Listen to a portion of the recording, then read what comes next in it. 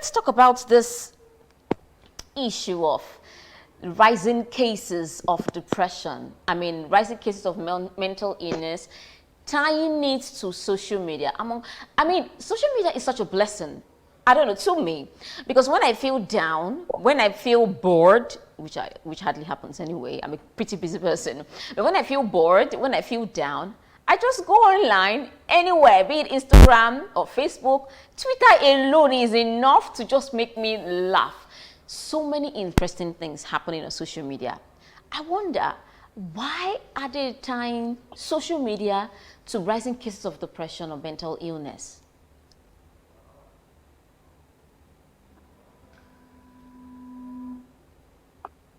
All right, so I believe you should be able to hear me now. Yes, please go ahead. I can hear you. Hello? Amazing, amazing, amazing. So I was saying thank you very much for having me earlier on, and you're doing a great work here. To answer the question of the rise of mental illness in the space of social media, particularly, what I have observed is the fact that, um, well, based on research, we found that a lot of people, especially those who tend to have some social anxiety, they tend to kind of find social connection with people that they cannot see physically, because since they are socially anxious, they tend to kind of play the role of what they call keyboard or keypad warriors, so to say. And this has become something consistent, something rampant, and it keeps growing, and it's going to keep growing. This brings the question of chicken before egg, egg before chicken. I mean, is it that the depression has been there all the while and social media heightened it, or they were okay and social media came and, and they started developing this depressive, started exhibiting depressive tendencies?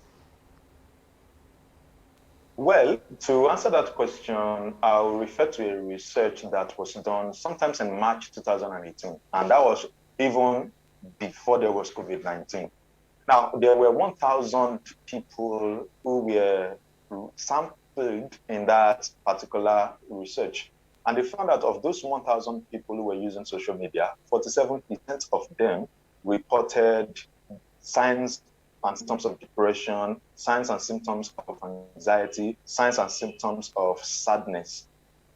When I decided to look into that to find out what was actually going on, I found that I found that some people have this, they are on the receiving end of what goes on social media.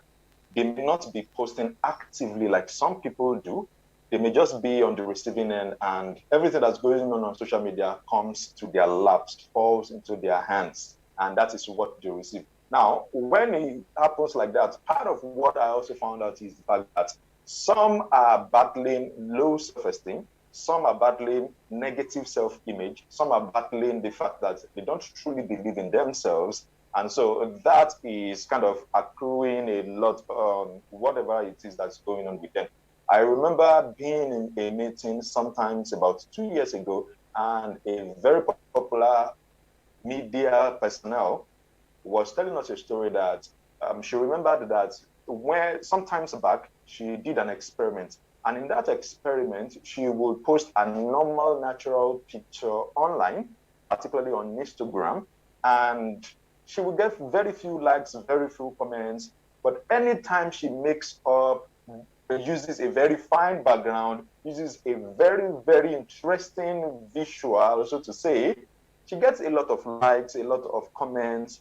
And so she began to do that consistently over time. She began to say, okay, maybe I should reduce the natural, the no makeup picture that I am putting up, and start putting up pictures where I wear makeup and look very great.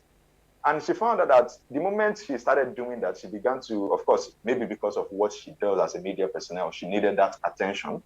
Now, on the flip side is the fact that some people are actually looking at that, and what they don't know is the fact that that is only an highlight in that lady's life.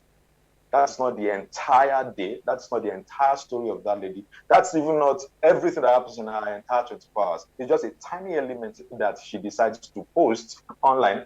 She may probably have been maybe working from home and just decides, let me just dress up so that I can snap a picture that I can post. And she does that. After that, takes her makeup, goes into the bedroom, clean up, and goes back to her default state. And people will be relating with that single 15 seconds highlight of her entire day. And for some people, they now begin to aspire to that. So that serves as inspiration, or a better word would be aspiration for them. So they now begin to aspire that I want to live that kind of life. And so the moment they start creating that aspiration, they start to deny and denounce and reject their current experiences. And that tend to pile up a lot of negativity, especially sadness, jealousy. In fact, there's a research I saw that said that there's something called Facebook envy. What that means is people on Facebook tend to compare their lives with their friends that are posting pictures on Facebook. And this has become so rampant, so constant that when somebody posts a picture that looks very fine, you find that some people save the picture, and then when they see the person later, they start having conversations around that picture that they saved some times ago. And this is something that I've seen happen severally myself. So we are beginning to notice that with the rise of social media, now the thing is, social media is very, very good.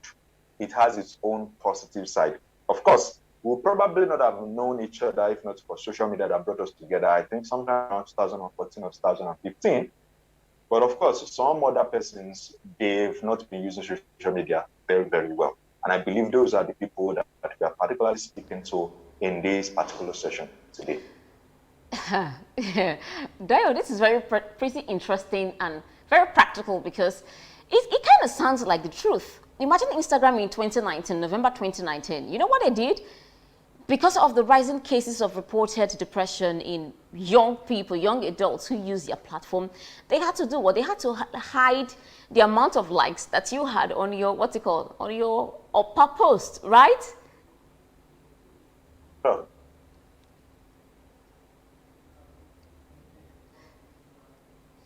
I can't hear you if you're saying something, but it will make me ask this question. Where does the problem lie? Is it in the mindset of the person watching, or in the person who actually put her 15-second video? We saw a lot of that during COVID-19. People were going nowhere, but they needed to create content. So they just, bath up, as we say in Nigeria. They'll bath up, take pictures, do this, do that, and they'll, walk away. So does the problem lie? Because what we need to do is find out what the real issue is. Is it with the person watching to say, oh, nice picture, and move on? Or with the person who actually puts up the, in quote, fake life? What we have observed in cases like that, and what I've personally observed has been that it's not social media that is causing it. It's just that there are certain dysfunctions or maybe inadequacies in their lives that is just finding expression via social media. So, and I'm speaking particularly about the person on the receiving end. All right. Now, for the person who's posting, that person is just trying to do their own job, trying to do their own work. And if you go back to Instagram removing likes and all that some times ago, what we found through study is the fact that some people based their acceptance or how popular they are or how popular they perceive themselves to be by the number of likes and the number of comments they get on their posts, the number of numbers of friends, the number of followers that they tend to get. And so you find that, of course, now going into tech a little bit now, you find that sometimes, in fact, there are now services that tend to help you boost your followers, tend to boost your likes, tend to boost even your views, tends to boost your subscribers, all because there's this false, what I call digital facade that we build up as a way to distract ourselves from maybe something else that's going on internally that we don't want to pay attention to. Now, sometimes when I talk this way, especially in classes that I do, and when I'm working with clients privately, when I talk this way, they tend to look at me and say, does that mean I should not do something like that? But I usually answer that, no, I'm not saying you shouldn't do that. What I'm rather saying is, rather than trying to find acceptance in people you hardly know, why not begin to build solid physical relationships, in relationships that you can leverage, even when times that you feel down, times that you feel like things are not going as you want them to go? Why not build active, intimate, and when I say intimate, I'm referring to personal relationships that you can leverage on in your life. And sometimes one of the things that I tell people I work with is for them to learn how to disconnect from the life on social media. And when I say disconnect from life on social media, what we need to understand is that digital media, everything about social media is still a facade. Even as much as authentic as some of us try to be, we are only putting up a perception how we want them to see us. If we are not putting up that perception, there's no way they will perceive us the way we want them to perceive us. Even with some people having carefully crafted their feeds and designed it in such a way that makes them look gang, some people still don't perceive them that way. And so we find that it is not really about the person who's doing it. A lot of times it's about the person who is on the receiving end. So, for example, there are times where you find that people troll others, people bully others online. The question is it the person who actually created the post that warranted the bullying or the trolling? A lot of times you find that there's some dysfunction going on with the person who's actually, it may even be an unconscious stuff that they are not aware of. And that's something that we need to really, really pay attention to. I mean, it is a pretty interesting and controversial word. I mean, if you bring this debate up in a newspaper stand or in a classroom, I am very sure the debate is not going to end for that day. And it is even going to cause more fights, if possible, in that area. So this brings me to the question of responsibility. Instagram decided to take responsibility, and they hid the number of likes that you can have, per post. Do tech companies, social media platforms, because the truth is, they want to make their money. The longer you stay on Instagram, the longer you stay on somebody's post on Instagram, the higher the likelihood for other people to get to view your post. The higher the likelihood for your post to be on, explore page. You know what I'm saying? These guys need to make their money. But where do we draw the line between making money, making profit, and safety of lives, especially when it comes to mental health? Do companies have a responsibility to ensuring that people, because of the platform they've built, people do not, suffer depression? What tech companies particularly need to begin to work on is probably to have people within their organizations who are maybe psychologists. Of course, with a platform like Facebook, I've actually listened to some of the persons who started Facebook along with Mark Zuckerberg, and some of the things that they mentioned was that the need to prioritize profitability over the personalization and privacy of people became a controversial conversation that happened in boards and meetings and all that. And so with those of us that do a lot of tech work, what we can do is to, first of all, find a way to ensure that you are in a positive state of mind before getting online. For example, you find that sometimes, and this is something that I've seen happen severally, I used to be in that shoe myself. I used to be on that team before I decided to break the table for myself. When we wake up in the morning, what's the first thing you do?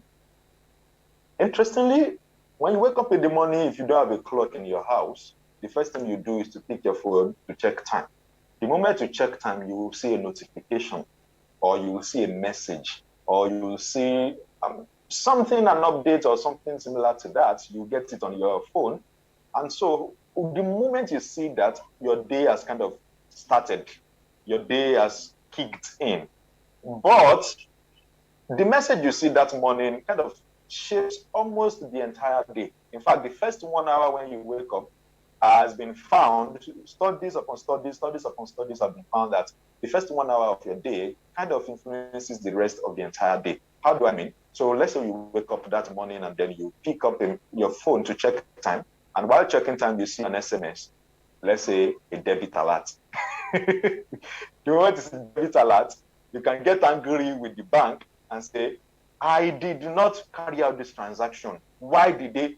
And if you are like me, the moment you see that alert, the next thing you do is you carry your legs straight from the bed and put it on the floor so that you can stand up. Your day has already gotten started.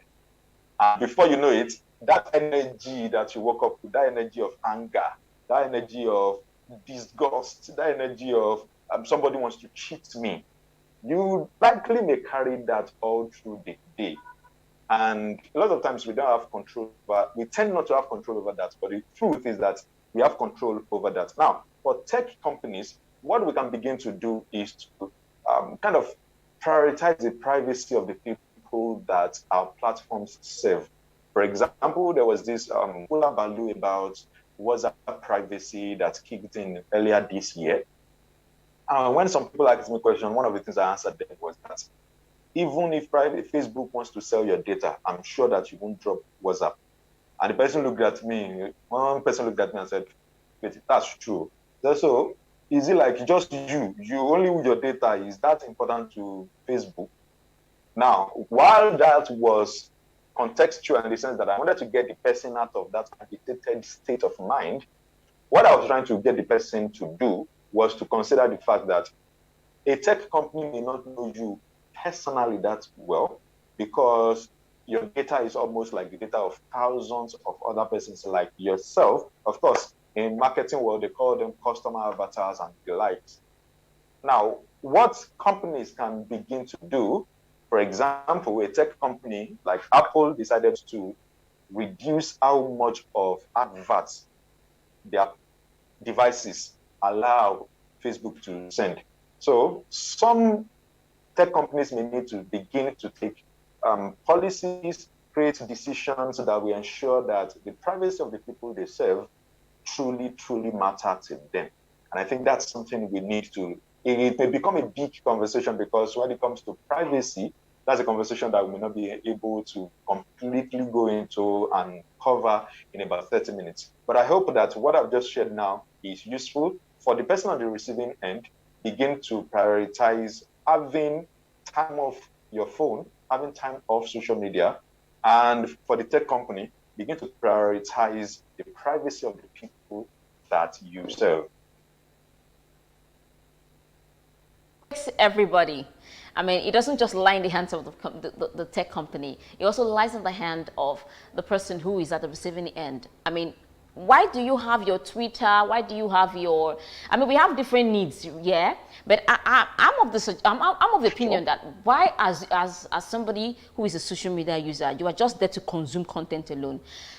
For me, I'd say if you're not strong enough to consume this content and swallow it hook, line, and sinker, why don't you create your own content as well? Thank you so much for shedding light on this issue on the dark side of social media. Thank you so much, Dayo Samuel, the entrepreneurial therapist, for doing justice to this topic. Thank you so much for joining us on today's episode of Tech Hub. I mean, this is not where it ends. You can join the conversation on social media using the hashtag Tech Hub. You can reach us out at Silverbird N24 on Twitter, on Instagram, on Facebook. We are everywhere. You see, we drop wholesome content. There is no way you can get anxious when you watch us or when you view or consume our content.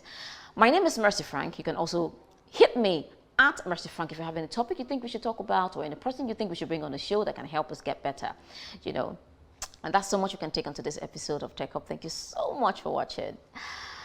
My name is Mercy Frank, and until the next episode, please stay safe.